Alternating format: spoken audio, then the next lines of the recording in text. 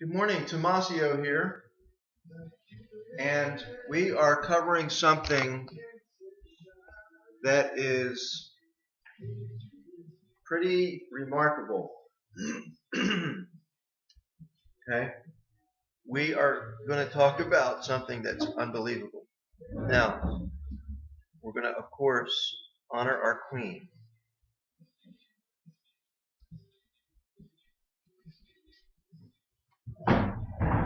Okay, so pretty much what I'm about to say is that Franciscan University of Steubenville owes the gay alumni an apology.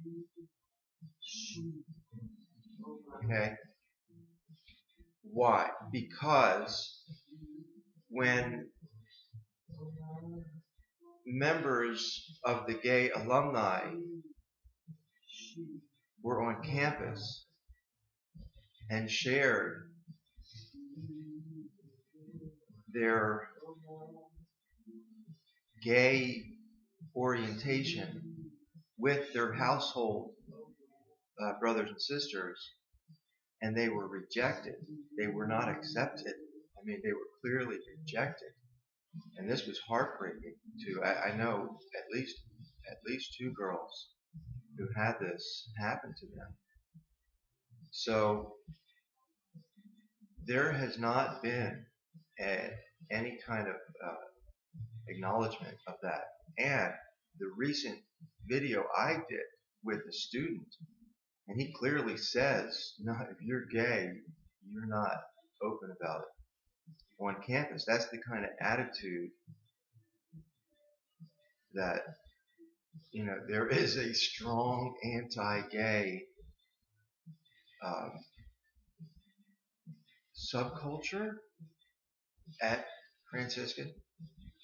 So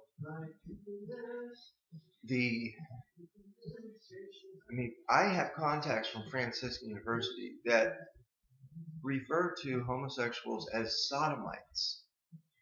Okay? Now, that's a very offensive term for homosexuals. Very offensive term. And I agree. It doesn't apply.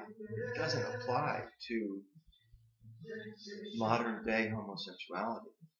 Modern day homosexuality is more chemical than it is moral. It's really, that's what it comes down to. Is it chemical or is it moral?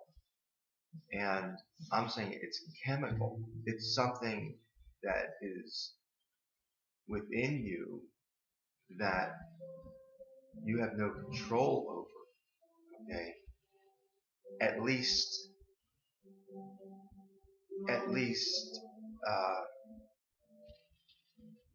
I personally think you can control it, but what I'm saying is you didn't choose this orientation. Basically, that's what it comes down to.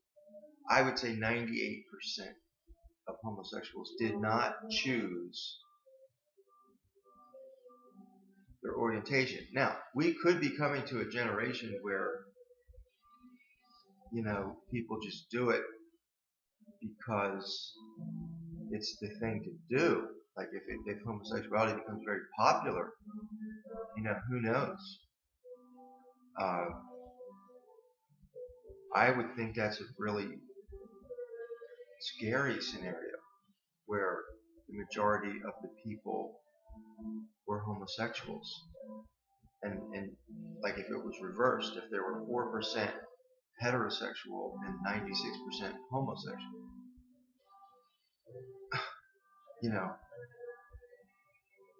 what kind of, you know what I mean? Like what kind of world would that be if you think about it? So basically what I'm saying is Scott Hahn is fully aware of the situation. And as is John Bergsman. Now, those two guys, to me, are really the key. because they're both former Protestants, and one's really popular and one's really not. Okay, so now I know John Bergsma is not insensitive to homosexuals, Catholic homosexuals. I think he's been really quite supportive and heroic. But I have not seen Scott Hahn in any way defend the rights of gay Catholics. I have not heard him do that. So until Scott Hahn defends the rights of gay Catholics as Catholics, I believe that the university should apologize immediately to the gay alumni, to the homosexuals who were rejected on campus, okay, treated as if, they were lepers or something like that. There needs to be an apology, like really soon. And on top of that, they should invite the gay alumni to come to the campus and give their story. Okay? I think that should happen. And I would like to provide the music for that event. Okay? So, this is simple. It's called humility and it's called repentance. And in this case, Franciscan University needs to offer a sincere apology and an event on the campus open to all students, listening to the stories of these people. Okay? Their stories are amazing and they deserve to be heard. Okay. This is Tomasio, class of 85, under Our Lady's mantle. The Pope said that right at the end on the airplane, that once again the Madonna is more important. So he's like, hey, look, guys, I did everything I could, but ultimately it's up to her, So he in essence is submitting everything to the Blessed Mother, which means that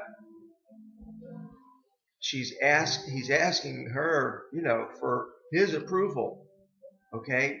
That puts things in a big perspective. Now, why didn't he talk more about the Blessed Mother on this trip? I don't agree with that. I really don't agree with that at all. But he's a product of this Protestant, movement that's ashamed of Mary. It's a shame. But I'm not saying he doesn't have personal devotion to her, but he really left her out. Ultimately.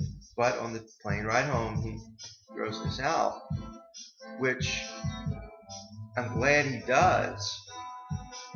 I just wish he was a little more comfortable with her, that he could talk more about her. Like, he had perfect chance to tell the Protestants, to accept the Blessed Mother, and he really didn't do it. So, and yes, Dr. Mirabelli is part of this as well. He clearly